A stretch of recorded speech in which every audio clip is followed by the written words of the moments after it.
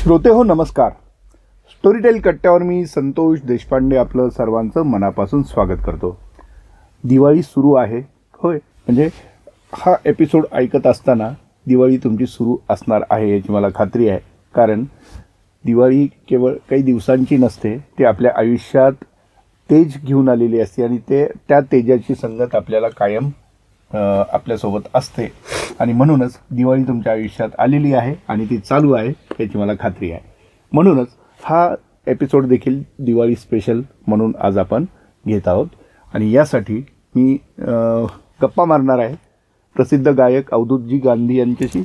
आणि साऊंड इंजिनिअरिंगमध्ये सगळ्यात जे डॉन आहेत पुण्यातले ते आमचे स्नेही तुषारजी पंडित यांना. नमस्कार. तुषारजी नमस्कार. नमस्कार.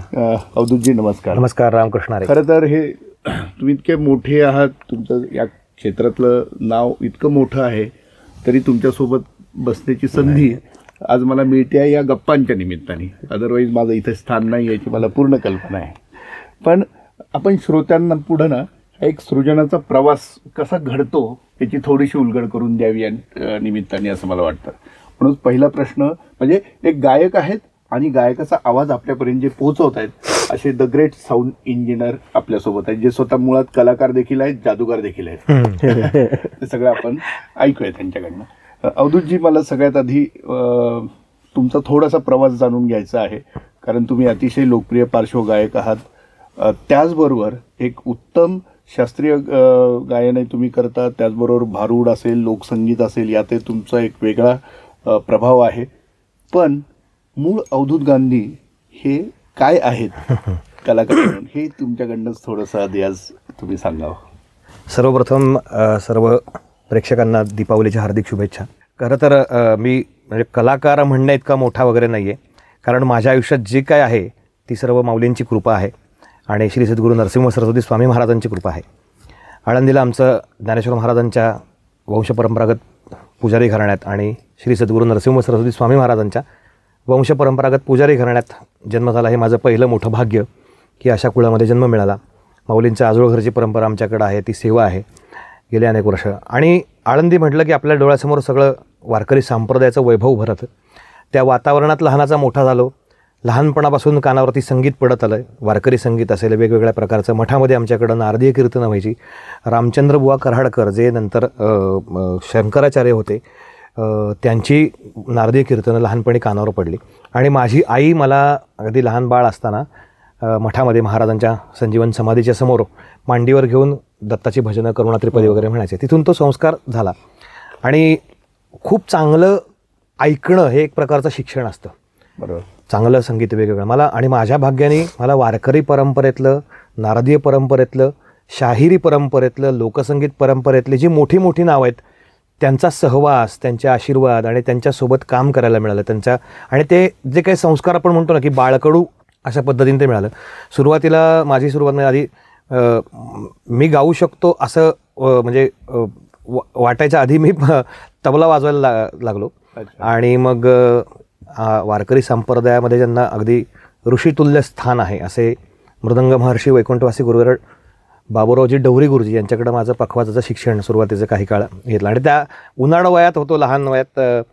गुरुजी म्हणायचे, अरे मी आहे तोपर्यंत घ्या. जेव्हा ते शिकवत होते, आम्ही शिकवत होतो त्यांच्याकडं गुरुजींकडं, तेव्हा त्यांचं वय 94, 95 वगैरे. त्याही वयात गुरुजी शिकवायचे. आणि महाराष्ट्रावर फिरायचे, एस टीने फिरायचे. कोणाकडनं कुठल्या फीची अपेक्षा नाही. आणि त्यांची झोपेत सुद्धा बोटं चालू असायची तेव्हा. आणि ते सतत द्यायला उत्सुक असायचे. असे गुरु मिळणं फार भाग्याची गोष्ट. पण काय झालं की देणाऱ्याचे हात हजारो, दुबळी माझी जोडी, अशी आमची अवस्था होती. पण असो, त्या ह्याच्यात मग एका पॉईंटला असं झालं की गुरुजी म्हणले, अरे तुझं गाण्याकडं जरा जास्त हे आहे, तर तू गाणं पण. आणि मी पहिले अगदी नाकात गायचो, चोरून गायचो. काय त्यावेळी मी असेल 10-12 वर्षाचा असेल. मग तेव्हा ऐकून बऱ्याच गोष्टी गायचो मी. त्यावेळेस दूरदर्शनवरती बरेचसे अभंग लागायचे. मठामध्ये आमच्याकडं सतत भारतरत्न सुरभास्कर पंडित भीमसेनजी, पंडित जितेंद्र अभिषेकी बुवा, असे अनेक यांच्या कॅसेट मठामध्ये चालू असायचं. मग ते ऐकून गायचा प्रयत्न करायचा. मग गुरुजी म्हटले की नाही, तुझा आवाज मोकळा गात जा. आणि मग मठामध्ये नित्य उपचार महाराजांचे पहाटे 4 वाजल्यापासून काकड आरती ते रात्री 10ला शेजारती असं दिवसभर वेगवेगळे उपचार असतात. मग काय व्हायचं की त्यावेळेस वॉकमन असायचे आपले, वॉकमनवरती त्या त्या रागांच्या त्या त्या समयाचे जे राग आहेत ते लावत पूजा करायची. हे कॅसेट लावून पूजा करता करता संगीत पूजा माझी चालायची. आणि मग त्याच्याबरोबर गुणगुणायचं. अर्थात ते आपण म्हणतो ना कॉपी करणं, तसं ते तेव्हा चालू होतं. ह्या लोकांनी गायलेले जे म्हणजे अगदी कालातीत अशा ज्या रचना आहेत आणि त्यांनी त्यांच्या स्वरांनी त्या कालातीत करून ठेवलेल्या आहेत, असे अभंग सतत कानावर पडायचे. आणि मग ते करता करता गात गात पुढे मग सुप्रसिद्ध शाहीर महादेवराव नानिवडेकर यांचे पुतणे शाहीर मुकुंदराव नानिवडेकर आळंदीमध्ये ते स्थायिक झाले. नानिवडेकर आजोबा आम्ही त्यांना म्हणायचो. त्यांच्याबरोबर मी पोवाड्याच्या कार्यक्रमात ढोलकीच्या साथीला जात असे. त्यांच्याकडनं शाहिरी परंपरेचं आणि त्यांचे जे चिरंजीव आहेत सुप्रसिद्ध शाहीर गुरुप्रसादजी नानिवडेकर, आणि जे उत्तम इतर सगळे प्रकार आहेत, म्हणजे शाहिरी परंपरा तर आहेच त्यांच्याकडं, पण इतर सगळे प्रकार ते उत्तम गातात. त्यांच्याबरोबर अनेक वर्ष राहिलो, त्यांच्या कार्यक्रमांमध्ये त्यांच्याबरोबर साथ केली, त्यांच्याकडनं बऱ्याच गोष्टी मिळाल्या. आणि त्यानंतर साधारणतः 2000च्या आसपास, इसवी सन 2000च्या आसपास महाराष्ट्राचे सुप्रसिद्ध भारुडकार, संत साहित्याचे लोकवाङ्मयाचे व्यासंगी अभ्यासक डॉक्टर रामचंद्र देखणे सरांच्या ग्रुपमध्ये मी दाखल झालो, पखवाज वादक म्हणून सुरुवातीला भारुडाच्या कार्यक्रमात. आणि नंतर मग गायक म्हणून माझी बढती झाली. आणि कसं झालं की आळंदीमध्ये हे सगळे मोठे मोठे कलाकार, भारुडाचं ज्यांना भारुडातले महर्षी ज्यांना म्हणता येईल असे वैकुंठवासी हरिभक्तपरायण विठ्ठल महाराज भोकसे यांची भारुड पाहिली डोळ्यांनी लहानपणी सगळं, ते सगळ्या मंडळींचे प्रभाव पडत गेले आणि त्याप्रमाणे ते घडत गेलं. त्यामुळं मी असं म्हणू शकत नाही की मला काही माझं काही आहे म्हणून की मला काही येतं, कारण ही सगळी त्यांची कृपा आहे. त्या कृपेचा प्रसाद मिळाला आणि त्याप्रमाणे तो प्रवास चालू आहे. खूपच सुंदर तुम्ही सांगितलं. आणि मुळात ही जी जडणघडण आहे ही ज्या काळात झाली आणि त्या काळात त्या व्यक्ती ज्यांनी आपली जडणघडण केली, हा खूप एक दुर्मिळ योग असतो. आणि तो खरं तर भाग्यानेच तुम्हाला लावलाय असं. हा जो तुमचा भाव आहे तो भाव तुमच्या स्वरात आणि शब्दात प्रासादिकता आणतो. तुषारजी नमस्कार. जादुई आवाज असणारे व्यक्ती आहे अगदीच. आणि आवाजात जादू निर्माण करणं हे जे कसब आहे तुमचं, तर मुळात तुमच्या घराण्याला संगीताची परंपरा आहे, तुम्हाला स्वतःला आहे. मात्र तुमचं शिक्षण जे आहे ते खरं तर टेक्नॉलॉजी मधलं आहे. मात्र साऊंड इंजिनिअरिंगच्या माध्यमातून तुम्ही परत या क्षेत्राशी वेगळ्या पद्धतीने जोडले गेला. हा प्रवास थोडासा तुमच्या शब्दातूनच ऐकायचा आहे. प्रवास म्हणजे माझी आई संगीत विशारद, माझे बाबा व्हायलिन वाजवायचे, माझे काका प्रभाकर पंडित मोठे संगीतकार. म्हणजे घरातच म्युझिक होतं. म्हणजे आणि दुसरी गोष्ट अशी झाली की म्युझिक आहे ते नकळत कानावर पडत त्याचे संस्कार होतच होते, असं नव्हतं. आणि मग ते मग त्याच्यानंतर शिक्षण करायला मी टेक्निकल म्हणजे रेडिओ टेक्नॉलॉजीच्या कोर्ससाठी गेलो. मग ते झालं आणि मी त्याच्यानंतर काही वर्ष as a hardware engineer, computer hardware engineer बऱ्याचशा कंपनीत ॲज अ रेसिडेन्स इंजिनियर म्हणून काम करत होतो. पण ते असतं ना कुठेतरी की नाही आपलं मन रमत नाही इकडे. आणि मग अशा वेळेला तुम्हाला एक अपॉर्च्युनिटी येते, ती तुम्हाला दिसायला लागते. आणि ती मला आली आणि मी ती ग्रॅब केली. सो मी त्याच्यानंतर आणि मला म्युझिकशी कनेक्टेड राहायचं होतं. सो काही करून आता मी गात नसेन, मी तबला वाजवत नसेन, पण मी आता या चांगल्या चांगल्या लोकांना ऐकतोय. हार्डवेअर इंजिनियर होता मी, कॉम्प्युटर हार्डवेअर. पण सॉफ्ट मन आहे ते तसं करत मग मी म्हणजे भावानेच माझ्या केदारदानेच मला सांगितलं की असं पुण्यात एक साऊंड. हा एक फार मोठा निर्णय असतो ना त्या काळात किंवा तेव्हा. म्हणजे मला तेव्हा 8,000 रुपये पगार होता त्यावेळेला, 22-25 वर्षापूर्वीची गोष्ट आहे. आणि मग मी जेव्हा इकडे आलो तेव्हा त्यांनी सांगितलं तुला ह्यातलं काहीच कल्पना नाही आहे, सो तुला फ्रेश सुरुवात करायला लागेल, तर तू ते सोडून इकडे ये. म्हणलं माझी तयारीच आहे. आणि मी पूर्णपणे, मला त्यात इंटरेस्ट नव्हता असं तर भाग नाही की ते पुढे चालू राहिलं असतं, पण ते कुठेतरी तुम्हाला मन खात राहतं नाही आपलं काम, आपल्याला ते समाधान मिळत नाही अजून. म्हणजे मनाचं ऐकायचं का बुद्धीचं ऐकायचं, हा प्रश्न तिकडे येतो. मी माझ्या मनाचं ऐकलं तेव्हा, नाही का. मी आलो पुण्यामध्ये आणि मग नंतर जे काम सुरू झालं ते मग मागे बघितलं नाही. पण सुरुवातीला चॅलेंजेस काय होते आणि म्हणजे थोडं आता मागं वळून पाहायचं झालं आणि मी राहायला मुंबईत होतो पूर्ण वेळ. वडील पोलीस खात्यात होते, त्यांची बदली सातारला झाली. अचानक 25 वर्ष आपण राहतोय मुंबईत, सगळे मित्र मुंबईतले सगळं, आणि एकदम अचानक सातारला बदली झाल्यावर आणि तेव्हा माझं शिक्षण चालू होतं. आपण परत मुंबईत येऊ वगैरे अशा याने मी त्यावेळेचे डोक्यातले विचार असतात तसं माहिती आहे, मग एक हे असतं ना की नाही आपण परत जायचंच. सातारा पण मी दीड वर्ष होतो आणि मग तिथनं परत माझ्या मित्रानेच मला ह्याच जॉबसाठी बोलवलं. म्हणलं अरे चान्स आला आपल्याला, चला परत आपण मुंबईला चाललो आहे. असं गेलो. पण ते नंतर मग पुण्यात यावं लागलं. मग पुण्यात आल्यानंतर मग आता परत आपण मुंबई सोडून येतो आहे. म्हणजे कायम एक माझं होतं, मुंबईत जन्म झाल्यामुळे मला ते एक असं वाटत होतं. आलो पुण्यात, मग तिथनं काम सुरू झालं. परत 3 वर्षांनी मला मुंबईत जायची संधी आली एम्पायर स्टुडिओला. पुणेकरांना हा प्रश्न विचारला जातो, मुंबई मानवलं का? मुंबईत असणाऱ्यांना पुणे मानवलं. अगदी मानवलं. अगदीच मानवलं. आणि पुढे मग पुढे नंतर मग मी एम्पायरला परत मी एक 4 वर्ष मी मुंबईत होतो. मग त्याच्यानंतर नरेंद्र भिडेंनी मला तिथे भेटले, ते साऊंड आयडियाजमध्ये भेटले स्टुडिओमध्ये. बँड्राला होता तेव्हा स्टुडिओ. ते म्हणजे मी असं स्टुडिओ करतोय, तुला इंटरेस्ट आहे का? म्हणजे आत्ता तुझं काय आहे त्याच्यापेक्षा आपण बघू काय करता येईल. आणि मी तेव्हा फारसं म्हणजे असं ज्या स्टुडिओत होतो तिथं अशी ॲड्सची वगैरे कामं जास्त होती आणि मला म्युझिकचं काम जास्त करायचं होतं. आणि नरेंद्र भिडे म्हणल्यानंतर विषय संपतो तिथे. त्यामुळे म्हणलं मी जे काम मुंबईत करणार आहे तेवढंच चांगलं काम मी पुण्यात करणार हे मला 100% माहिती होतं. त्यामुळे मी शिफ्ट झालो इकडे आणि मग तेव्हापासून डॉनमध्ये आहे तो आहेच. डॉननी अतिशय मोठे कलाकार खरं तर घडवले. माझा पहिला दिवस मला माहित नव्हतं आणि जस्ट सेटअप रेडी झालाय आणि नरेंद्रचं कुसुमाग्रजांवरती त्यांनी काही गाणी केली आहे हिंदीमधला, गुलजारजींनी लिहिलाय, त्याचे इंट्रो त्याचे आहेत. तर मला माहितीच नव्हतं आणि माईकची कनेक्शन आम्ही चेक केली नाही आहेत एवढं आहे. त्याने ते आलेत, त्यांचा कार्यक्रम आहे, ते आलेत, त्यांचं पटकन ते सगळे नरेशन सुरुवातीचे सगळे रेकॉर्ड कर. माझं पहिलं रेकॉर्डिंग डॉनमधलं गुलजारींचं होतं. त्यामुळे काहीच मी असं काही मुंबई सोडून फारसं काही गमावलं असं मला नाही वाटत. वा. तुमचं पहिलं गाणं तुम्हाला आठवतं का? कसं झालं किंवा संधी कशी आली आणि तुम्ही ती कशी? म्हणजे रेकॉर्डिंग पार्श्वगायनातलं सिनेमातलं माझं पहिलं रेकॉर्डिंग होतं. इथलं पुण्यातला साऊंड आयडिया स्टुडिओमध्ये झालं होतं. नितीन वैद्य त्यांचा सरांचा तो स्टुडिओ होता. आणि 2010ला टार्गेट नावाचा एक सिनेमा आला होता. मोठी स्टारकास्ट होती. संजय नार्वेकर सर, स्वप्नील जोशी, सिद्धार्थ जाधव, अंकुश चौधरी, मोठी स्टारकास्ट होती त्याची. आणि अभिजित कवठाळकर म्हणून मित्र आहे माझा. जोशी, नितीन जोशी सर.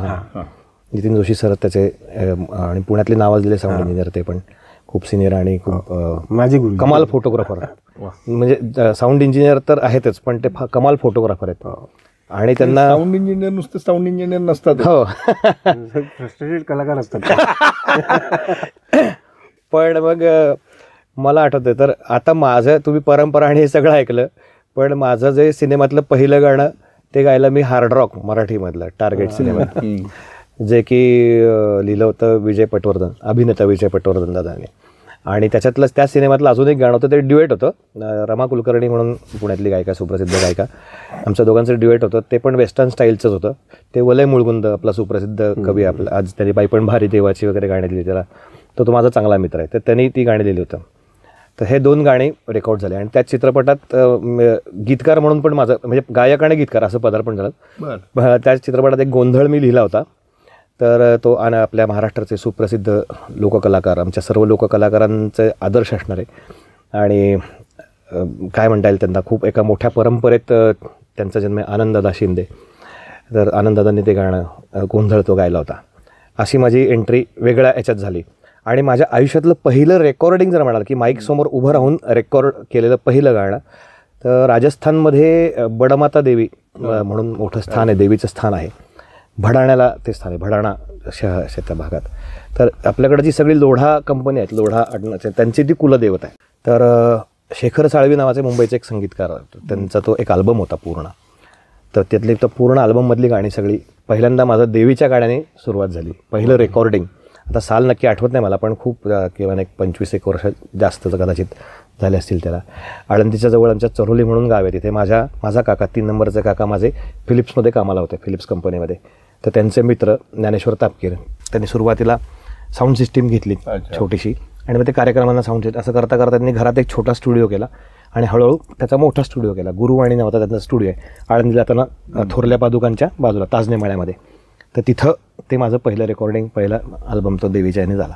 आणि मग पुढं हे 2010ला झाल्यानंतर मग छोटं मोठं होत होतं, पण नंतर एक ओळख मिळणं, तर ते नंतर 2016ला ऋषिकेश दातार, सौरभ भालेराव आणि जसराज जोशी ह्या ट्रिओचा एक सुंदर सिनेमा होता वायझेड नावाचा. तर त्याच्यामध्ये एक थोडं लोकसंगीताच्या अंगाने असं गाणं होतं, अरे कृष्ण अरे कान्हा, फार सुंदर त्याचं हे केलं होतं. आणि तुकाराम महाराजांच्या अभंगांच्या काही ओळी आणि क्षितिज पटवर्धन आपण, तर क्षितिजने काही ओळी, त्यातलं सुंदर गाणं होतं ते पण होतं, खूप सुंदर. आणि त्यात पहिल्यांदा मी संस्कृत गाणं होतं जे केतकी माटेगावकरनी गायलं, फार अप्रतिम गाणं, आणि स्वप्नील बांदोडकर दोघांनी ते गायलं. मग असं, आणि त्याच्यानंतर मग आता जे खरी ओळख मिळाली ती छत्रपती शिवाजी महाराजांची जी गीतं आहेत, दिग्पाल लांजेकर, आपण सगळ्यांना माहिती आहे की शिवराज अष्टकाचा संकल्प त्यांनी सोडला आणि महाराष्ट्रातल्या मराठी माणसाच्या मनामनात त्यांनी घर केलं या माध्यमातून. आणि मग असं तो प्रवास आता सगळा चालू आहे. आणि सगळ्यात महत्त्वाचं सांगायचं म्हणजे तुषारजींनी बरेचशी गाणी त्यातली रेकॉर्ड केलेली आहेत. आणि ते म्हणजे माझा आत्तापर्यंतचा अनुभव असा आहे की ते एक कलाकारांना, नवीन जे कलाकार काही असतात की माईकच्या बाबतीमध्ये काही गोष्टी आपल्याला टेक्निकली कलाकार हा साऊंड असतोच असं नाही, मग ते त्यातलं ते छान उत्तम मार्गदर्शन करतात आणि सांगतात. आणि नरड्याचा गळा कसा करायचा ते त्यांना पण हे तुम्ही जादूगार आहात हे माहित होतं मला. पण तुम्ही असं करणारे जादूगार आहेत. पण ह्याचं तेच गाणं जे ह्याच्यात अरे कृष्णा ते पण, आणि ह्याची वेळ देवा नका. हो, तुम्हाला म्हणजे आता जस्ट विषय निघाला म्हणून, पण अवधूतजींचं गाणं इकडे जेव्हा असायचं, कसा एक माहोल कसा असायचा? ते काय सगळे आपले मित्रमंडळीच असं काय आहे ना, रेकॉर्डिंग हे निमित्त असतं, म्हणजे कलाकारांसाठी ते निमित्त असतं, काम असतंच. पण त्या ज्या वेळेत जे होतं ना, पुढे गाणं रिलीज होईल किंवा काय होईल ह्या गोष्टी खूप वेगळ्या असतात. पण तिथं जी गंमत असते ना ती परत नाही मिळत. त्यावेळेला ते गाणं रेकॉर्ड होतानाच्या गमती म्हणा, किंवा काही गोष्टी घडत असतात, काही कळत असतात, काही या नाही करायला पाहिजे हे असं नाही, किंवा रिलेशन्स असतात आपल्या सगळ्या कलाकारांबरोबरची, तर ती फार मजा असते, म्हणजे सोहळा असतो. काही नवीन कलाकार जे असतात, जसं आता त्यांनी मेन्शन केलं की त्यांना थोडंसं एक प्रेशर असतं किंवा थोडंसं ते यूज टू नसतात या सगळ्याला, तर त्यांना थोडं रिलॅक्स करणं असं करावं लागतं का? आणि ते कशा पद्धतीने तुम्ही करता? 100% नाही. असतं कसं ना की ह्याच्यावरती रेकॉर्ड करतात व्हॉइस, आणि मग ऐकतात, किंवा कुठल्या तरी ट्रॅक बरोबर लावून, अरे नाही मला येते गाता, मला येते. पण हा जो माईक असतो स्टुडिओतला, जो मोठा माईक असतो, त्याच्यावरती जेव्हा गायला उभे राहतात आणि जे स्पीकरमधनं ऐकू येतं त्याच्यात खूप फरक असतो, खूप म्हणजे जमीन आसमानाचा फरक असतो. तेव्हा त्यांनी जर का ते गाणं येऊन ऐकतात, किंवा त्यांना तेव्हा लक्षात येतं की नाही, कारण जिथे आपणच ऐकत होतो मोबाईलवर आणि आपण आपली वाहवा करत होतो, तर समोर जे बसलेले आहेत त्यांना आपल्यापेक्षा जास्त कळते, आणि त्या माईकलाही जास्त कळते आपल्या आवाजात काय आहे काय नाही आहे. मग त्याच्यासाठी काही टेक्निक्स वापरायला लागतात, की कसं उभं राहायला पाहिजे, किती डिस्टन्स ठेवायला पाहिजे, श्वास कसे घ्यायला पाहिजेत, किंवा काय असतात. तर ते प्रत्येकाचा रियाजाचा पण भाग आहे, आणि ते करत करत पण शिकणं ही एक मोठी गोष्ट आहे. पण तुम्ही म्हणलं तसं त्या नवीन लोकांना ते थोडंसं माहिती करून घेणं गरजेचं आहे ह्या सगळ्या गोष्टींसाठी. मुख्य बेसिक गोष्टी आहेत त्या. चुकीचाच आवाज तुम्ही दरवेळेला फेकायला लागलात माईक समोर, तर तो कंटिन्यू होऊन जाईल. आता हे जर उलट असेल की आपला साऊंड इंजिनियर जो आहे त्याच्या तुलनेत समोरचा कलाकार खूप दिग्गज आहे, मोठा आहे, तर त्याला त्याचं प्रेशर असतं ना. कारण काय असतं, तो जेव्हा गात असतो तेव्हा त्याच्या डोक्यामध्ये सांगीतिक गोष्टी चालू असतात, क्रिएटिव्ह गोष्टी चालू असतात. मी अशी ताण घेईन, मी तशी ताण घेईन, किंवा मी आत्ता हे गायलं ना, ह्याच्यानंतर तू पंच कर. त्या इंजिनियरला तो पंच व्यवस्थित कुठे करायचा हे नाही कळलं, तर तो त्याला कुठे कर हे सांगण्यात त्याचं डोकं जातं आणि त्याची जागा निघून जाते. So interesting. हो, म्हणजे ह्या गोष्टी त्याला बघायला लागतात. जर का तो जेवढा सपोर्टिंग, आणि तुम्हाला काही सांगायला नाही लागलं पाहिजे, मला काय हवंय पुढच्या लाईनला रेकॉर्ड करताना, इतपत तो समोरचा माणूस आत उतरला पाहिजे. बरोबर. तुम्ही असे एखादं उदाहरण सांगू शकाल का? मोठे कलाकार का मोठे असतात? ते म्हणजे मोठे असतात म्हणजे मी आता बघितलं तर, मी आता एखाद्या कुठल्याही मोठ्या कलाकाराला जर का सांगितलं असं की नाही हे बरोबर नाही आलंय, अरे मी मोठा आहे, तू कोण सांगणार, असं जर का त्यांनी केलं तर तो कधीच मोठा नाही माहिती. आणि तो मोठा असतो तो कधी सांगत नाही ह्याने ऐकलंय 10 लोकांना, त्यामुळे हा सांगतोय त्यात काहीतरी तथ्य आहे. त्यामुळे ते असं सपोर्ट होतोच आणि नेहमीच होतो. त्यातूनच गोष्टी चांगल्या घडतात. मला एक आठवली किस्सा, गंमत आठवली. शेखर साळवी सरांचंच एक रेकॉर्डिंग गुरु आणि स्टुडिओलाच आम्ही करत होतो. आणि बऱ्याच वेळेला गंमत काय होती की जसं तुषार सरांनी सांगितलं की माईक समोर आल्यानंतर बऱ्याचदा गडबड होते. आणि असं बऱ्याचदा होतं, अजूनही होतं कधी कधी. अगदी नाही, फ्रँकली सांगायला काही हरकत नाही.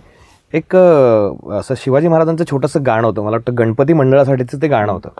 आणि त्याच्यामध्ये लोकसंगीताच्या अंगाने एक अशी मुरकी होती, ते गायचं होतं. तर काय व्हायचं ते सरांनी सांगितलं मला समजून, आणि प्रॅक्टिसला यायची, माईक समोर उभं राहिल्यावर काही केलं येईना, असं खूप वेळ झालं. मग ते तापकीर काका जे होते त्यांनी आयडिया केले. ते म्हणले काम कर, तू थोडा वेळ प्रॅक्टिस कर, आम्ही ते लूप लावतो इथे, त्याच्यावर प्रॅक्टिस कर, मग आपण टेक घेऊ. असं म्हणून ते निघून गेले. त्यांनी तो लूप लावला आणि मग कानाला लावलं. मी आपलं मस्त थोडा वेळाने आले, झालं. मी म्हटलं चला आता टेक घेऊयात. म्हटलं झालं काम. कारण प्रॅक्टिसमध्ये त्यांना आता मला काय झालं की माझ्या मेंटॅलिटीमध्ये माईक समोर उभं राहून जो एक कॉन्शियसनेस होतो अचानक, तर ते आता काही नव्हतं की समोर मला कोण नाहीये आणि ते आता ते 1 बार 2 बार नंतर मला उचलायचंय ते आणि अशा पद्धतीने घ्यायचे, असं डोक्यात काहीच नव्हतं. मला प्रॅक्टिस करायची एवढंच डोक्यात होतं. जे की त्यांनी ते प्रॅक्टिसमध्ये असे पण आयडिया काय असं लेखक, चांगले लेखक जसे एक टाकी लिहितात, एक टिकी, हो, ते अशा खूप गमती जमती होतात. आणि बऱ्याच वेळेला काय होतं, प्रेशर असतं का कलाकारांना माईक पुढं हे करताना? सुरुवातीला असतं, यांनी सांगितलं, सुरुवातीला असतं. आणि कधी कधी काय होतं की काही शब्दांवरती पण असतं ते, कंपोजरचे काही या बाबतीमध्ये ना. हो, अगदी काय होतं या बाबतीमध्ये जुन्या लोकांचं जे होतं ना ते खरंच आजकाल काय होतं की खूप घाईमध्ये सगळी बरीचशी कामं होतात की आत्ता चाल केली आहे म्हणजे आज जाऊन ऐकायचं आणि लगेच गायचं, असं बरंच वेळा. पण मोस्टली काय होतं की आपण जर त्या शब्दांची, त्या चालीची जर सेवा झाली चांगल्या प्रकारे, तुम्ही एक साधारणतः त्याला वेळ मिळाला, तर तुम्ही चांगल्या प्रकारे त्याचा टेक देऊ शकता. किती छान शब्द वापरला, शब्दाची किंवा त्या चालीची सेवा. हा, ती व्हायला पाहिजे, कारण ते तुमच्या गळ्यावर चढलं पाहिजे. गाणं तुमच्या गळ्यावर चढणं म्हणतो ना, ते शब्द तुम्हाला, जुनी लोक बघा तुम्ही, बरेचसे लोक समोर काही न ठेवता पाठ असायचं गाणं एकतर. आता काय होतं की समोर कागद असतो, निम्म लक्ष तुमचं, निम्म कॉन्सन्ट्रेशन त्या कागदावरती जातं. म्हणजे इकडं बघून तुम्हाला गायचं आहे, बरं, दुसरीकडे इकडं डोक्यामध्ये ते क्लिक चालू असते, अमुक ठिकाणी उचलायचं आहे आणि अमुक अशा पद्धतीने. अशा ह्याच्यामध्ये काय होतं की त्याच्यातलं गाणं कुठंतरी हरवतं. त्याच्यात असं फार बऱ्याच वेळा होतं. मग त्याला बऱ्याच वेळा रिटेक घ्या असं पण बऱ्याच होतं. आणि काही वेळेला वेगळे अनुभव आलेले आहेत गमतीशीर, की काही वेळेला काही म्हणजे असं सगळेच करत नाहीत, पण काही म्हणजे असे असतात की ते काही वेळेला दमवतात पण काही गोष्टी तुम्हाला, काही संगीत म्हणजे की बाबा नाही अजून असं. मग एका वेळेला त्याचं सॅच्युरेशन येतं. मग आता अशा वेळेस काय करायचं की मग थांबायचं, वेगळं काहीतरी करायचं, थोड्या वेळाने यायचं आणि मग टेक घ्यायचं. असे अनेक क्लुप्त्या कराव्या लागतात. साऊंड इंजिनियर कुणाचे जास्त जवळचे मित्र असतात, कंपोजरचे का गायकाचे? नाही असं नाहीये, सगळ्यांचेच असं नाही होत. कारण ही गोष्ट मी जर का वरून नाही बघितली तर मला या सगळ्या गोष्टी नाही दिसणार. कारण तेव्हा गायकाला जे म्हणायचं असतं ते संगीतकाराला कळतंय की नाही, किंवा संगीतकाराला नाही सांगता येते की काय म्हणायचंय नक्की. ऍक्च्युली तुम्ही पॅसिव्हली त्याच्यामध्ये इन्व्हॉल्व असता. अगदी 100% नाही. कसं होतं की साऊंड इंजिनियर हे मुळात, आणि तुषार सरांचं वैशिष्ट्य की ते एक तटस्थ माणूस आपण म्हणतो ना की त्या पद्धतीने त्यांना हे माहिती असतं की संगीतकाराला काय पाहिजे, आणि त्यांना हे माहिती असतं गायकाकडनं काय काढून घ्यायचं. बऱ्याच वेळेला मग त्यांच्याकडनं त्यांची मदत खूप वेळा असं होतं की काही असे संगीतकार काही पटकन सांगता येत नाही की नेमकं काय हवंय. मग ते कन्फ्युजन दूर करण्याचं काम तुषार सर करतात बऱ्याच वेळेला, की नाही अरे हे नाही असं. आता त्याच्या सांगीतिक बॅकग्राऊंड त्यांना असल्यामुळे त्याचा तो एक फायदा होतो, सगळ्या गोष्टींचा फायदा होतो. तो कसा होतो, किंवा काही एखादं उदाहरण किंवा किस्सा तुम्हाला सांगता आला? नाही म्हणजे संगीतकार ऐकताना त्याची चालही ऐकत असतो आणि शब्द बरोबर आलेत की नाही, म्हणजे हा नसेल लेखक नसेल तर म्हणजे तो त्याचं लक्ष असतं. आणि मग त्या ह्याच्यात होतं कसं की काही गोष्टी, एखादा सूर, आता तर सुराचं असं आहे की म्हणजे जमानच आहे की नाही करून घेऊ आपण, आणि करतात सध्या सगळेच करतात, तसं काही नाही. पण म्हणजे मला जर का असं वाटलं की हा सूर इथे मला खटकलाय तर मी सांगतो सरळ की मला नाही पटलं हे. म्हणजे पटलं नाही म्हणजे काय की हा सूर मला अजून चांगला होऊ शकतो, थोडा खटकल्यासारखं वाटतं किंवा अजून चांगला येऊ शकतो. हे दोघांनाही पटलं तर मग दोघं परत घेतात. अदरवाईज एक्सप्रेशन चांगलं आलं असेल, जाऊ दे मला हे एक्सप्रेशन हवं आहे, मग तो टेक ठेवला जातो. डॉनच्या आजवरच्या प्रवासामध्ये असे काही कित्येक मोठे कलाकार येऊन गेलेले आहेत, उत्तम चित्रपट इथं तयार झालेले आहेत, अल्बम्स तयार झालेले आहेत आणि अवधूतजींसारखे उत्तम गायक सतत इथे येत असतात कुठल्या ना कुठल्या प्रोजेक्टच्या निमित्ताने.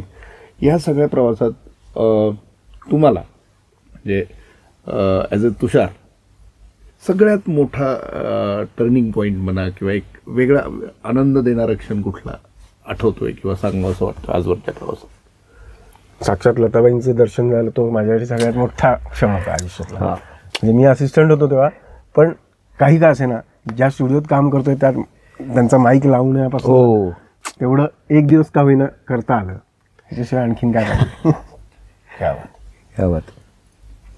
म्हणजे काय शब्दच सुचत नाही सुचत. काय बोलायचं. बस म्हणजे तिथं तो सगळ्यात मोठा आशीर्वाद, खरं तर सगळ्यात मोठा आशीर्वाद. अगदी अगदी.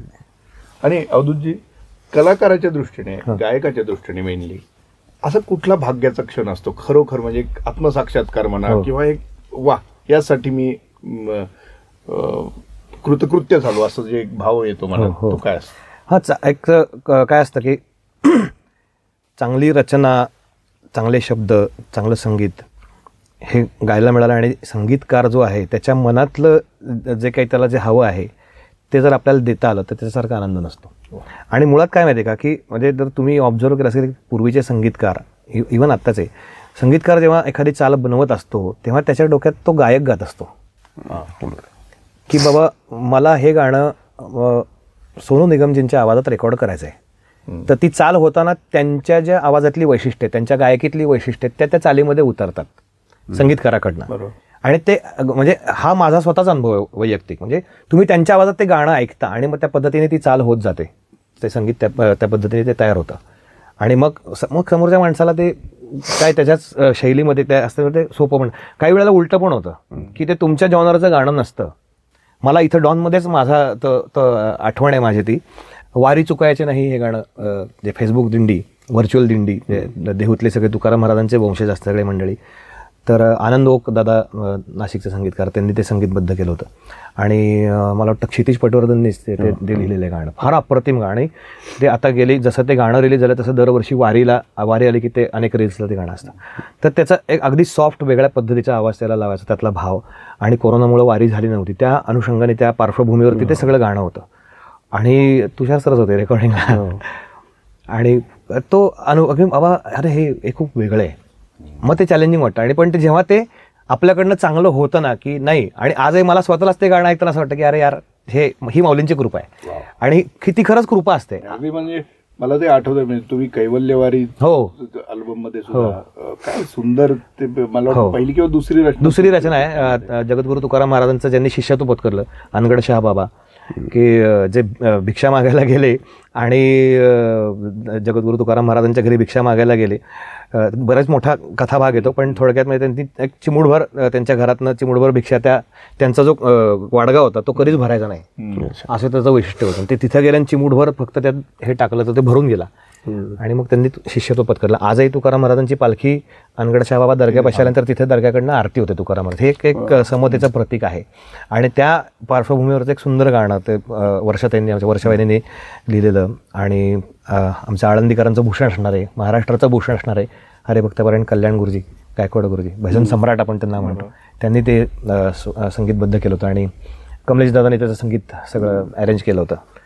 फार सुंदर रचना ती. म्हणजे अशा काही काही गोष्टी आहेत ना की त्या तुम्हाला आनंद देत, आयुष्यभर आनंद देत राहतात. खरं म्हणजे तुमच्या आवाजाची रेंज म्हणजे नेमकी आम्हाला जाणवते ती आहे का आणखी काही वेगळी आहे मोठी? ते मला नाही, खरं सांगायचं तर मलाच माहित नाही.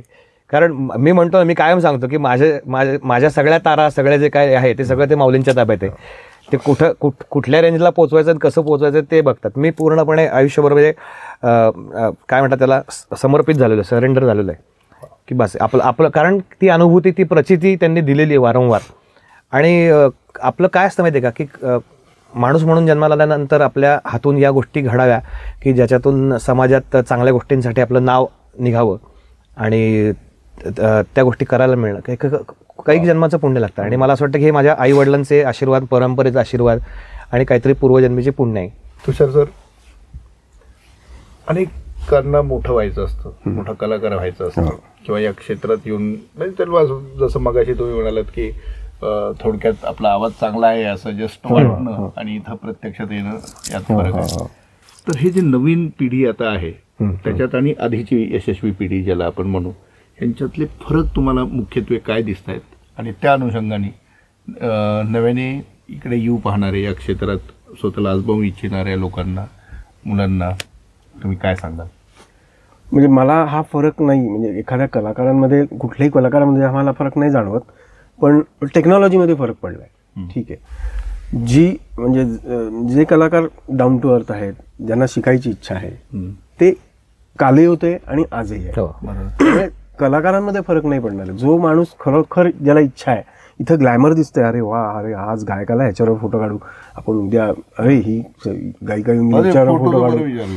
एकदा ना माझ्यासोबत एक जण होते, तर एक आम्ही कुठेतरी मला वाटतं दत्तला वगैरे आम्ही थांबलो होतो मुंबई पुण्याच्या. तर आले 2-3 मुलं, त्यांनी त्या माझ्यासोबतच्या व्यक्तीला विचारलं, अहो तुम्हीच ते कोणीतरी सेलिब्रिटीत ना एक फोटो काढतो, तुम्हीच ते कोणीतरी सेलिब्रिटीत ना असा प्रश्न विचारला. एनिवे, आणि मग ते तेवढं दिसतं त्यांना एकदाच येतात स्टुडिओत, अरे हे फार चांगलं फील्ड आहे, आपल्याला यायला पाहिजे. आणि मग आल्यानंतर जेव्हा 8चा काटा पुढे ढकलायला लागतो, मग 2 वाजतात, मग असं कंटिन्युअसली व्हायला लागतं, तेव्हा त्यांना समजायला लागतं की नाही, हे करणारी पण लोक आहेत, म्हणजे हे मला करायचं आहे आणि मी करणार. आणि जे करतात त्यांना पुढे दिसतं त्याचं. आणि मेनली व्हॉइस ओव्हरमध्ये जे येत आहेत पुढे येऊ इच्छितात असे खूप हौशी कलाकार आहेत. म्हणजे आता मी पॉडकास्टिंगमध्ये काम करतो किंवा ऑडिओ बुक्समध्ये आम्ही काम करतो, तर माझ्याकडे देखील असंख्य लोक अप्रोच होतात, आम्हाला हे काम करायचं आहे वगैरे. पण समहाऊ तुम्ही म्हणताय तसे काही अनुभव येतात, मात्र त्यांना योग्य ट्रॅक कधी नाहीच मिळत त्यांना. कारण मलाही बरेचसे फोन येतात, अहो मी असा कोर्स केलाय, मला तुम्ही व्हॉइस तुम्ही प्लीज मला स्टुडिओत बोलवाल का. म्हणलं असं नसतं की मला सांगून होत नाही, माझ्याकडे क्लायंट बुकिंग घेऊन येतो आणि तो क्लायंट तुम्हा आर्टिस्ट लोकांना बुक करतो. म्हणजे मी हे सांगतो की मी नाव लिहून ठेवेन, जर का गरज लागली इथे तर मी तुम्हाला सांगेन, पण हे चुकीचं मार्गदर्शन नाही केलं पाहिजे. त्यांना कसं जायला पाहिजे, कुठल्या एजन्सीजना कॉन्टॅक्ट करायला पाहिजे, कोण तुम्हाला सिलेक्ट करणार आहे, कुठे काय. आत्ता पुण्यात बऱ्यापैकी मी हे श्रेय पण नरेंद्रनाथ दिन, त्यांनी एवढा मोठा स्टुडिओ केला आणि बऱ्याचशा अपॉर्च्युनिटीज लोकांना, आर्टिस्ट लोकांना हे करून दिल्या. नंतर पुण्याचं नाव आलं पुढे. आता डबिंग आणि 5.1 आणि पोस्ट प्रोडक्शन ह्या गोष्टीला जी काय महत्व आलंय ते फक्त आणि फक्त याच्या दूरदृष्टीमुळे. अजून एक गंमत आहे, म्हणजे उदाहरण देता येईल इथं, या आपला जो विषय चालला त्याच्यावरती, की बाबा ड्रायव्हिंग स्कूलमध्ये नाव नोंदवलं, 1-2 महिने गाडी शिकली आणि लायसन्स मिळाल्याने डायरेक्ट तुम्ही हायवेला नाही चालू शकत. अगदी 100%. त्यासाठी थोडे आधी चालवाय बरं, किंवा डायरेक्ट ट्रॅफिकच्या ह्याच्यात नाही चालू शकत. तसं तुम्ही नुसता कोर्स केलाय म्हणून तुम्ही डायरेक्ट असं, त्याच्यासाठी काही स्टेप्स असतात, ते करत करत करत अनुभव घेत. कारण काय टेक्निक आपण काय म्हणतो, थिअरी प्रॅक्टिस हे शिकणं आणि हळूहळू करत अनुभवातनं ज्या गोष्टी मिळत जातात. साक्षर होणं, साहित्यिक होणं. हां, मग बरोबर. ज्याच्याकडे आहे त्याने ते सातत्याने साठवून ठेवणं. नाही, तुमच्या दोघांचाही प्रवास काही एका दिवसात घडलेला नाहीये, सगळ्यात महत्वाचं. म्हणजे एक उदाहरणच. अगदी आज आपण जो विषय घेऊन पुढे आलोय, तुमच्या आतापर्यंतच्या प्रवासातले, करिअर मधले कुठल्या अशा आठवणी, टप्पे आपण. आणि तुम्ही मगाशी म्हणालात ना की ग्लॅमर काय होतं, की इथं बऱ्याच गोष्टी म्हणजे आहेत. स्वरभास्कर पंडित भीमसेनजी कायम म्हणायचे त्यांच्या मुलाखतीमध्ये, की चांगला कलाकार होण्यासाठी 3 गोष्टी महत्त्वाच्या आहेत. एक म्हणजे चांगला गुरु, चांगला रियाज आणि चांगलं नशीब. हे तसं आहे, तिथे तुमचा गुरु चांगला मिळाला पाहिजे, तुमचा रियाज चांगला झाला पाहिजे, डोळसपणे झाला पाहिजे, आणि नंतर मग नशिबाचा पण भाग असतो. की आज म्हणजे मी जर बघितलं की आळंदीत जर उदाहरण घ्यायचं तर अनेक उत्तम कलाकार आहेत, की तुम्ही विचार करू शकत नाहीत अशा पद्धतीचे कलाकार आहेत. पण प्रत्येकाला प्रसिद्धी मिळतेच असं नाही. काय असतं, काही गोष्टी नशिबात लिहिलेल्या असतात आणि कुठल्या आजच्या काळामध्ये, सोशल मीडियाच्या काळामध्ये कोणाला कुठल्या कारणासाठी प्रसिद्धी मिळेल काही सांगता येत नाही. प्रसिद्धीची हां, त्यामुळे प्रसिद्धीच्या मागं न लागता काम करत राहणं आणि काल केलेलं काम विसरून जायचं. सिद्धी मिळवावी, प्रसिद्धी आपोआप मिळेल असंही म्हटलं. आणि ते मागं येतं, त्याच्या मागं लागण्यात काय अर्थ आहे. काम चांगलं काम करत राहा. माझं तर हा हे की चांगलं काम करत राहावं आणि चांगलं झालं काम कृष्णार्पण करावं, पुढं जावं आणि त्याला प्रार्थना हेच करावं की पुढचं अशीच चांगली कामं माझ्या हातून येत राहतात. बरोबर. आता आमचं स्टोरीटेल सारखं माध्यम आहे, म्हणजे स्टोरीटेलची अनेक पुस्तकं डॉनमध्ये आपण केलेली आहेत. तर जसं प्रगल्भ होणं यासाठी वाचन आहे, म्हणजे जसं संगीत आहे महत्वाचं तसंच वाचन आहे. पण स्टोरी टेल सारखं माध्यम जे आहे की जिथं पुस्तकं तुम्हाला ऐकता येतात.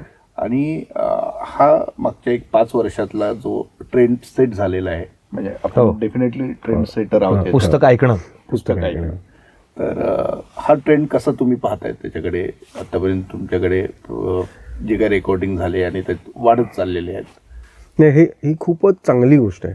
म्हणजे मला असं, म्हणजे मी वाचन हे माझं कमी आहे. त्याचं कारणही असं आहे की मी घेतलं तर मग मी ते पुस्तक संपल्याशिवाय सोडत नाही.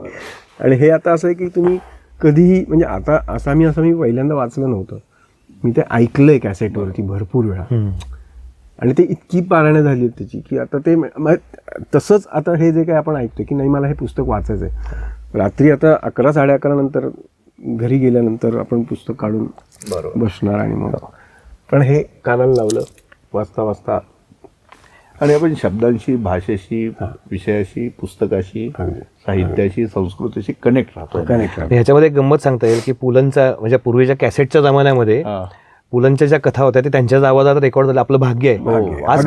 आणि त्याच्यात काय होतं की आपण ते वाचणं आणि पुलंच्या आवाजात ऐकणं खूप फरक. ह्याच्यात ते अजून इतकं छान ते मिळत जातात गोष्टी. नाही पण म्हणजे त्यांचं पुस्तक वाचताना पण त्यांच्या लिखाणातनं ते तर आहेच. म्हणजे असं एखाद्या वेटरने आतनं हाक मारल्यानंतर तो साऊंड कसा येतो त्या शब्दात नाही येतो. हो अगदी निश्चित. त्या पुस्तक वाचताना पुलंचा आता तुम्ही उल्लेख केला, तुम्हाला पुणेकर व्हायचंय मुंबईकर. ह्याच्यामध्ये पुणेकराचं एक वैशिष्ट्य सांगताना त्यांनी एक टेलिफोनचा एक किस्सा सांगितला. तर त्याच्यात पुलंनी स्वतः हॅलो ज्या शब्दात बोलले ना ते तुम्हाला इतरांच्या ह्याच्यात नाही कळत. ते वाचताना ऐकू येतं. हो एक्झॅक्टली. ते वाचताना ऐकता येत.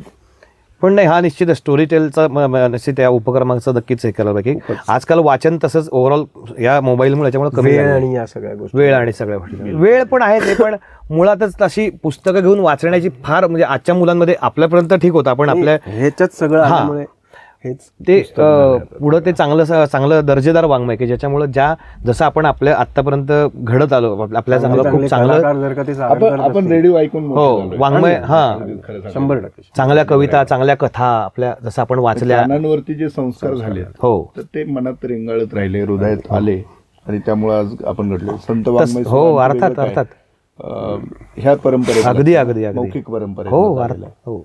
आणि ते तोच एक प्रकारे नवीन, जसं जग बदलत चाललं, टेक्नॉलॉजी सगळं अपडेटेड, सगळ्या गोष्टी होतात, तसं त्या या गोष्टींना पण अपडेट करून त्या पद्धतीने जर पोहोचवलं लोकांपर्यंत तर जास्तीत जास्त लोकांपर्यंत ते पोहोचतं. आता शेवटचा प्रश्न, तुमच्या फील्डमध्ये तुम्ही काय आता इथून पुढे पाहताय? अपडेशनचा विषय आहे म्हणून मागे पण एकदा असंच मला विचारलं, तेव्हा मी तेच म्हणलं चांगली कामं करत राहणे एवढंच आहे. आणि हे क्षेत्र बदलत आहे का काही टेक्नॉलॉजी सोबत? हे क्षेत्र बदलतच आहे ना, म्हणजे टेक्नॉलॉजी रेकॉर्ड तेच होणार आहे. पूर्वी आता आपण बघतोय की एवढी हार्ड डिस्क होती, एवढी झाली, आता तुम्हाला एवढीशी हार्ड डिस्क मिळते. जुनी गाणी सुद्धा इतकी उत्तम रेकॉर्डेड कसं काय राहिली? जुनी गाणी परत तो एक वेगळाच विषय की ते त्याच्या रिहर्सल व्हायच्या, सगळे म्युझिशियन्स बसलेले असायचे, गायक कसा गातोय कुठे, बरं तिथेही रेकॉर्डिस्ट होतात पण त्याला ते एकाच वेळेला तेव्हा रिहर्सल चालू होते, त्याचीही रिहर्सल चालू असायची.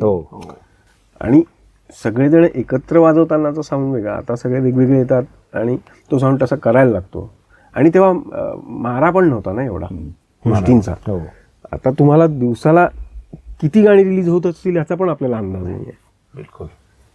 तेव्हा एक गाणं करायचं म्हणजे अगदी जुन्या काळातलं जर म्हटलं तर तेव्हा लाईव्ह रेकॉर्डिंग सगळ्या गोष्टींचं व्हायचं की स्टुडिओमध्ये सगळे म्हणजे गायक वादक सगळे एकत्र येऊन त्या पद्धतीने, मग त्या साऊंड इंजिनियरचं कौशल्य फार. आणि बरं तेव्हा आत्तासारखी टेक्नॉलॉजी काही नव्हती की बाबा एवढं गायलंय मग तेवढा ठीक आहे, मग इकडे कॉपी पेस्ट करायचं किंवा कट पेस्ट करायचं, अख्खं परत गाणं, आणि त्यांच्या रिहर्सल्स व्हायचं. आणि त्यामुळं मी म्हणलं ना मगाशी ती शब्दांची आणि त्या चालीची चुकीमुळे तो टेक परत होणार आहे ही लाज वाटणं, ही फार मोठी गोष्ट आहे. आणि त्याच्यासाठी ते परफेक्शन करून नाही बाबा, रिहर्सल झाल्यात ना आपल्या, आपण बरोबर जसं आहे तसं वाजवा, ते असणार. पेशन्स कुणाचा जास्त असतो? अर्थात साऊंड इंजिनियरचा पेशन्स सगळ्यांचा, पण ते काही म्हणजे साऊंड इंजिनियरकडनं जरी चूक झाली तरी अख्खा टेक परत करायलाच लागणार आहे. म्हणजे तुम्ही म्हणताय तर खरंच हा एक स्वतंत्र विषय आहे त्या गोष्टीत घडलेले. अदूजी, अपडेशन सध्या काय विचार, पुढे काय प्लॅन्स आहेत? नाही मी खरं सांगू का, मी तुम्हाला मग असं म्हटलं तसं मी सरेंडर झालेलो आहे. मी स्वतः काही ठरवत नाहीत, कारण मी काय ठरवलं की तो त्याचं सगळं त्याची गंमत येते सगळी माझी. पण माझ्याकडे येईल ते चांगल्या प्रामाणिकपणे करण्याचा मी प्रयत्न करतो. तसंच आता माऊलींच्या कृपेने संत ज्ञानेश्वरांची मुक्ताई हा सिनेमा तयार झाला, तर त्याच्यामध्ये सगळ्या प्रकारचं काम, संगीताचं चाली, वारकरीचा पारंपरिक चाली मुद्दाम त्याच्यामध्ये वापरलेले आहेत. बरोबर. त्याचं कारण असं आहे की त्या ज्यांना महाराष्ट्राच्या खेड्यापाड्यामध्ये संप्रदाय पोचलेले आहेत, त्या चाली पोचलेल्या आहेत, पण बराचसा वर्ग असा आहे आजही की ज्यांना ते माहितीच नाही आहे. बरोबर. आणि त्या शेकडो वर्ष जुन्या चालीत कोणी केल्यात, काय केल्यात माहीत नाही, शेकडो वर्ष, पण अगदी कोणी सहज म्हणू शकतं अशा त्या छान चाली आहेत. आणि आजकाल काय झालं आहे, बदलत्या काळानुसार ठीक आहे बदललं पाहिजे, पण माझा एक वैयक्तिक दृष्टिकोन असा आहे की संतांचे ज्या अभंग रचना आहेत तर त्या टाइमपास म्हणून केलेल्या कविता नाही आहेत. तर त्या सादर करताना किंवा त्या चालबद्ध स्वरबद्ध करताना, संगीतबद्ध करताना त्यातला भाव ओळखून केल्या गेला पाहिजे. जे काम आपल्या मोठमोठ्या गायक संगीतकारांनी पूर्वीच्या केलेलं आहे. आजही तुम्ही लतादीदींचा अभंग किती वेळा ऐकू शकता. भीमसेनजींनी गायलेले अभंग, अभिषेकी बुवांनी, किशोरराव मणकरांनी, अजून सगळं माणिकवर्मांनी हे गायलेलं कितीही वेळा ऐकू शकता, त्याचा कंटाळा येत नाही, कारण त्यातला भाव ओळखून त्या चाली केलेल्या आहेत आणि तशा त्या पद्धतीने त्यांनी ते आपल्यासमोर आणलेलं आहे. तर तशा पद्धतीने ते काम होत राहिलं पाहिजे. अपडेशन खूप आहेत, म्हणजे बदलत्या टेक्नॉलॉजीनुसार बऱ्याच गोष्टी अपडेट आपण रोज नवीन काय काय निघतंय, रोज नवीन टेक्नॉलॉजी येते, पण म्हणून आपलं मूळ तर बदलणार नाही आहे. भले तुम्ही नवीन पद्धतीने काही गोष्टी करा, पण माझं मूळ तेच आहे. म्हणजे माझे गुरुवारी डॉक्टर रामचंद्र देखणे सर एक नेहमी वाक्य सांगायचे की कलेचं शरीर जरी मनोरंजनाचं असलं तर त्याचं आत्मप्रबोधन असलं पाहिजे. तर ते तत्व ठेवून आम्ही काम करायचा प्रयत्न करतो. शिकत शिकत नवीन गोष्टी शिकायला मिळतात, नवीन लोकांकडनं काही शिकायला मिळतं, तर ते शिकत पुढं जात राहायचं. तर श्रोते हो, इतक्या ग्रेट लोकांसोबत मी आत्ता या गप्पा मारल्या, किंबहुना मी स्वतःला अपडेट केलं असं मी आत्ता समजतो. तुषार सर तुमचं आणि अवधूतजी तुमचं दोघांचंही खूप खूप मी आभार व्यक्त करतो आमच्या सगळ्या श्रोत्यांच्या वतीने. आणि पुन्हा एकदा आपण वेगळा विषय घेऊन नक्की भेटूया अशी आशा व्यक्त करतो, किंवा आणि त्यासाठी तुम्ही वेळ द्याल नक्कीच नक्कीच नक्कीच किंवा त्याची आत्ताच नोंदणी करून ठेवा. धन्यवाद. रामकृष्ण हरी.